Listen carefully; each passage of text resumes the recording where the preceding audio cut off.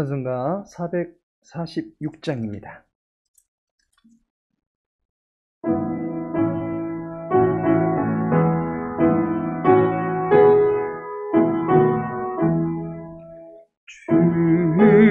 충성회니 참 기쁨 얻도다. 날 사랑하신 주 니 계시옵소서. 기쁘고 기쁘도다. 항상 기쁘도다. 나 주께 왔사오니 복 주옵소서. 나 주께 왔으니 복 주시옵소서. 주 함께 계시며 큰 시험이 기네. 기쁘고 기쁘도다. 항상 기쁘도다. 나 주께 왔사오니 복 주옵소서. 주 떠나가시면 내 생명 헛되네. 기쁘나 슬플 때 니 계시옵소서. 기쁘고 기쁘도다. 항상 기쁘도다.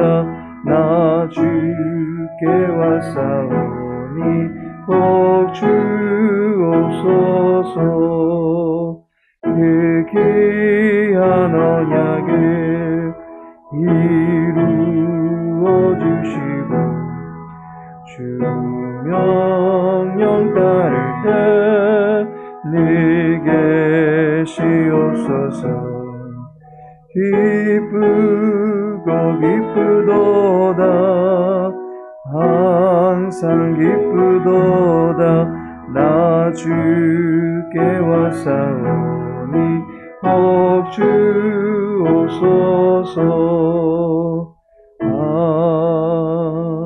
아멘. 열왕기상 22장입니다. 열왕기상 22장 5절에서 23절까지의 말씀입니다. 5절에서 23절까지 함께 읽겠습니다. 여호사밧이 또 이스라엘의 왕에게 이르되 청하건대 먼저 여호와의 말씀이 어떠하신지 물어보소서. 이스라엘의 왕이 이에 선지자 400명쯤 모으고 그들에게 이르되 내가 길르앗 라못에 가서 싸우리야 말랴. 그들이 이르되 올라가소서. 주께서 그 성읍을 왕의 손에 넘기시리이다. 여호사밧이 이르되 이 외에 우리가 물을 만한 여호와의 선지자가 여기 있지 아니하니이까. 이스라엘의 왕이 여호사밧 왕에게 이르되 아직도 이물라의 아들 미가야 한 사람이 있으니 그로 말미암아 여호와께 물을 수 있으나 그는 내게 대하여 길한 일은 예언하지 아니하고 흉한 일만 예언하기로 내가 그를 미워하나이다. 여호사밧이 이르되 왕은 그런 말씀을 마소서. 이스라엘의 왕이 한 내시를 불러 이르되 이물라의 아들 미가야를 속히 오게 하라 하니라. 이스라엘의 왕과 유다의 여호사밧 왕이 왕복을 입고 사마리아 성문 어기광장에서 각기 왕자에 앉아 있고 모든 선지자가 그들의 앞에서 예언을 하고 있는데 그나아나의 아들 시드기야는 자기를 위하여 철로 뿔들을 만들어 가지고 말하되 여호와의 말씀이 왕이 이것들로 아람 사람을 찔러 진멸하리라 하셨다 하고 모든 선지자도 그와 같이 예언하여 이르기를 길르앗 라못으로 올라가 승리를 얻으소서. 여호와께서 그 성읍을 왕의 손에 넘기시리이다 하더라. 미가야를 부르러 간 사신이 일러 이르되 선지자들의 말이 하나같이 왕에게 길하게 하니 청하건대 당신의 말도 그들 중 한 사람의 말처럼 길하게 하소서. 미가야가 이르되 여호와께서 살아계심을 두고 맹세하노니 여호와께서 내게 말씀하시는 것 곧 그것을 내가 말하리라 하고 이에 왕에게 이르니 왕이 그에게 이르되 미가야야 우리가 길르앗 라못으로 싸우려 가랴 또는 말랴. 그가 왕께 이르되 올라가서 승리를 얻으소서. 여호와께서 그 성읍을 왕의 손에 넘기시리이다. 왕이 그에게 이르되 내가 몇 번이나 네게 맹세하게 하여야 네가 여호와의 이름으로 진실한 것으로만 내게 말하겠느냐.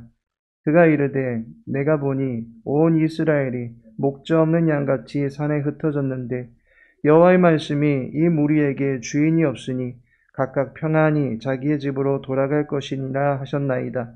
이스라엘의 왕이 여호사밧 왕에게 이르되 저 사람이 내게 대하여 길한 것을 예언하지 아니하고 흉한 것을 예언하겠다고 당신에게 말씀하지 아니하였나이까. 미가야가 이르되 그런즉 왕은 여호와의 말씀을 들으소서. 내가 보니 여호와께서 그의 보좌에 앉으셨고 하늘의 만군이 그의 좌우편에 모시고 서 있는데 여호와께서 말씀하시기를 누가 아합을 꾀어 그를 길르앗 라못에 올라가서 죽게 할꼬 하시니 하나는 이렇게 하겠다 하고 또 하나는 저렇게 하겠다 하였는데 한 영이 나와 여호와 앞에 서서 말하되 내가 그를 꾀겠나이다. 여호와께서 그에게 이르시되 어떻게 하겠느냐. 이르되 내가 나가서 거짓말하는 영이 되어 그의 모든 선지자들의 입에 있겠나이다. 여호와께서 이르시되 너는 꾀겠고 또 이루리라. 나가서 그리하라 하셨은즉 이제 여호와께서 거짓말하는 영을 왕의 이 모든 선지자의 입에 넣으셨고 또 여호와께서 왕에 대하여 화를 말씀하셨나이다. 아멘. 오늘의 본문을 통해서 물어보소서라는 제목으로 함께 말씀 나누고자 합니다. 아합이 아람과의 전쟁을 준비합니다. 전쟁은 결코 쉽게 결정할 수 있는 문제가 아닙니다. 그렇다고 전쟁이 문제 해결의 절대적인 방법도 될 수는 없습니다. 그런데 아합은 아람과의 전쟁을 결정합니다. 아람이 길르앗 라못이라고 하는 이스라엘의 영토를 점령하고 있었기 때문입니다. 그 땅을 수복하기 위한 전쟁을 준비합니다. 이때에 5절에 보니까 여호사밧이 또 이스라엘의 왕에게 이르되 청하건대 먼저 여호와의 말씀이 어떠하신지 물어보소서라고 말합니다. 여호사밧 왕은 전쟁에 관해서 여호와께 물어보자라고 합니다. 우리말에 아는 길도 물어가라 라는 말이 있습니다. 모든 일에 신중한 자세로 임해야 된다라고 하는 것을 가르쳐주는 말입니다. 여호와께 물어보라 라고 하는 여호사밧의 제안은 오로지 전쟁만 생각하고 있던 아합의 성급함을 환기시키는 따끔한 채찍과 같은 말씀이었습니다. 아합은 이 말씀을 듣고서 아차 하고 자신이 놓치고 있었던 것들을 생각해야만 했습니다. 그것이 무엇입니까? 첫 번째로는 여호와보다 앞서고 있지 않는가라고 하는 것입니다. 성도에게는 중차대한 문제를 비롯한 모든 일들에 관해서 하나님께 우선적으로 묻는 자세가 필요합니다. 안타깝게도 아합은 하나님의 뜻을 그의 삶의 우선순위에 놓지 않았습니다. 그는 이미 답을 정해버렸습니다. 자신이 정한 답을 조속히 시행하려고 발만 동동 구르고 있는 모습이 3절에 나타납니다. 이스라엘 왕이 그의 신하들에게 이르되 라고 말씀하고 있습니다. 여호사밧이 아합 왕에게 찾아왔습니다. 이 둘과는 사돈지간이다 보니까 왕래가 이루어지게 되었던 것입니다. 그런데 아합이 전쟁의 필요하다라고 하는 이 어필을 여호사밧의 신하들에게 하고 있습니다. 두 나라 간의 연합을 논해야 될 문제입니다. 여호사밧 왕이 사신을 보낸 것도 아닙니다. 직접 방문한 상황입니다. 이러한 마당에 왕과 이 일을 먼저 의논하지 아니하고 신하들에게 으름장을 놓듯이 말하고 있다라고 하는 것입니다. 전쟁에 미친 사람입니다. 그리고 나서 4절에 여호사밧 왕에게 함께 나가서 싸우시겠느냐고 물었습니다. 일의 순차적인 진행보다도 어떻게든 자기 주장만 하는데 몰두해 있습니다. 그래서 여호사밧이 여호와께 물어봐야 함을 아합에게 제안하게 된 것입니다. 이때 아합은 여호사밧의 제안에 따라서 6절과 같은 조치를 취합니다. 이스라엘의 왕이 이에 선지자 400명쯤 모으고라고 말합니다. 여호사밧에 물어보라고 하는 제안이 있은 후에 그제서야 여호와께 물으려고 했다라고 하는 것을 알게 됩니다. 아합에게 여호와의 의중은 그렇게 중요한 것이 아니었던 것입니다. 여호와의 뜻보다 자기의 소원을 더욱더 중시하는 사람이었습니다. 여호와의 뜻을 중시하려는 것에 대해서 큰 무게감을 두지 않았던 것입니다. 우리도 평생에 이와 같은 물음을 자신에게 해볼 수 있어야만 하는 것입니다. 내가 어떠한 일을 계획함에 있어서, 또한 어떠한 일을 진행함에 있어서, 그리고 그 일의 결과를 놓고서 하나님보다 앞서려는 성급함은 없었는가? 매사에 하나님을 인정치 못하다가 문제가 터질 때나 하나님을 찾고 있는 것은 아닌가 살펴볼 수 있어야 하는 것입니다. 두 번째로는 여호와보다 사람을 의지하고 있지 않는가라고 하는 것입니다. 북이스라엘의 왕이 아합입니다. 그리고 남유다의 왕은 여호사밧입니다. 북이스라엘과 남유다는 여태까지는 적대적인 관계였습니다. 지금의 대한민국과 북한의 관계와 같이 썩 좋은 관계가 아니었습니다. 솔로몬 이후로 르호보암과 여로보암 사이에 늘 전쟁이 있었다라고 성경이 기록하고 있습니다. 그리고 그들 왕의 후대에서도 계속해서 전쟁이 있었다라고 기록하고 있습니다. 이스라엘의 남북 정상회담이 이루어진 것은 이례적인 일인 것입니다. 그런데 그 이유가 있습니다. 두 나라가 사돈나라가 되었습니다.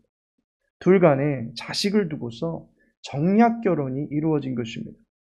정략 결혼이라 함은 이익이나 목적을 위해서 관계를 맺는 것을 말합니다.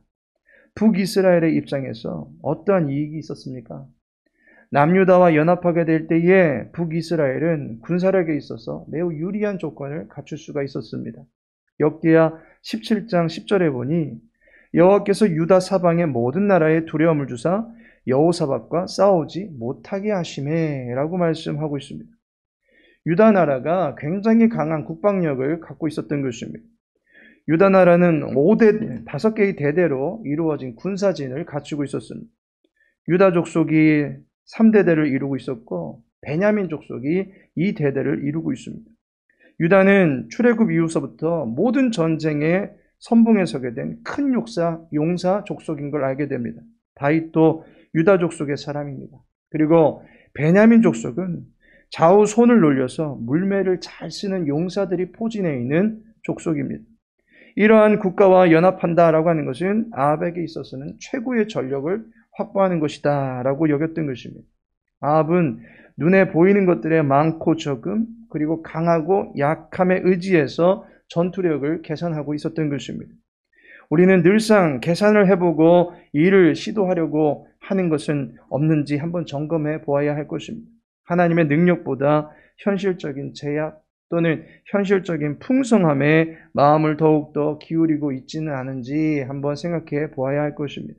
마지막으로 여호와께 해결받아야 될 죄가 있지 않은가라는 것을 생각해 봐야 됩니다.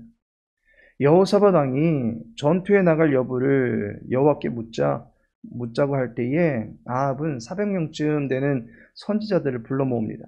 그리고 그들에게 내가 나가랴 말랴라고 묻습니다. 그랬더니 선지자들이 하나같이 전쟁에 나가시면 승리한다라고 말합니다.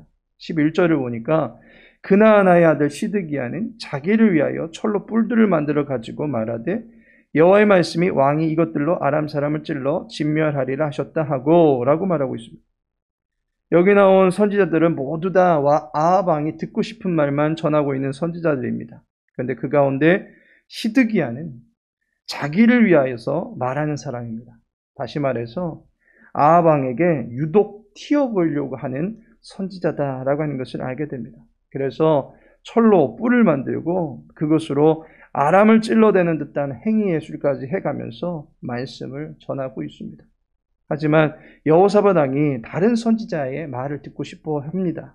이때 8절을 보시면 이스라엘의 왕이 여호사밧 왕에게 이르되 아직도 이물라의 아들 미가야 한 사람이 있으니 그로 말미암아 여호와께 물을 수 있으나 그는 내게 대하여 길한 일은 예언하지 아니하고 흉한 일만 예언하기로 내가 그를 미워하나이다 라고 말씀합니다. 미가야라고 하는 선지자가 있는데 아합 자신에게 늘 좋지 않은 이야기를 한다라고 하면서 그의 말은 별로 듣고 싶어 하지를 않아 합니다. 그러자 여호사밧이 말합니다. 이르되 왕은 그런 말씀을 마소서. 하나님의 말씀을 전하는 사람이 괜히 흉한 일만 전하진 않습니다. 아합의 입장에서는 흉한 말일 수 있겠지만 실제로 그 말은 흉한 말이 아니라 우리의 영혼을 바르게 하고 훈계하는 지혜의 또 다른 모습입니다. 잘못된 길로 나아가는 사람에게 그 길로 나아가지 말라고 소리치는 것은 결코 협박이나 엄포 또는 강제적인 위협 발언이 아닐 것입니다. 그를 아끼고 살리고자 하기 때문에 그와 같은 말을 하는 것입니다. 그런데 아합은 이제 선지자의 말조차도 또다시 근심하고 답답한 반응으로 대하고 있는 것입니다. 또다시 아합은 여호와의 말씀의 권위 앞에 자신을 낮추기보다는 자기가 원하는 대로 여호와의 이름으로 이야기하기를 바라는 옛 모습으로 변해버린 것을 보게 됩니다. 아합은 여호와의 이름을 빙자해서 여호사밧의 동의를 얻어내고 자기의 욕심을 이루고자 하는 일에만 몰두하고 있습니다. 말씀이 주고 있는 책망의 소리에는 결코 귀 기울여 듣지 않고 있는 것을 보게 됩니다. 하나님께서 사랑하시는 성도 여러분, 여호수아 9장 14절에 어떻게 할지를 여호와께 묻지 아니하고 라고 말씀하고 있습니다. 여호와께 묻지 아니하고 기브온과 조약을 맺었던 여호수아의 실수를 성경 기자가 기록하고 있습니다. 또한 역대상 14장 10절에 보면 다윗이 하나님께 물어 이르되 내가 블레셋 사람들을 치러 올라가리까. 다윗이 충분한 실력이 있었음에도 불구하고 늘 여호와께 물었다라고 하는 자세를 성경이 기록하고 있습니다. 여호와께 묻는 자세를 성경의 기자들이 간과하지 않고 있습니다. 아는 길도 묻는 것은 몰라서가 아니라 자신이 범할 수도 있는 실수와 잘못을 최소화하고자 하는 자세입니다. 그리고 자기의 모든 삶을 여호와께 의탁하는 것입니다. 여호와께 묻는 것은 선택의 과정과 결정의 모든 순간들이 여호와의 뜻대로 이루어지기를 바라는 믿음을 겸비한 자세인 것입니다.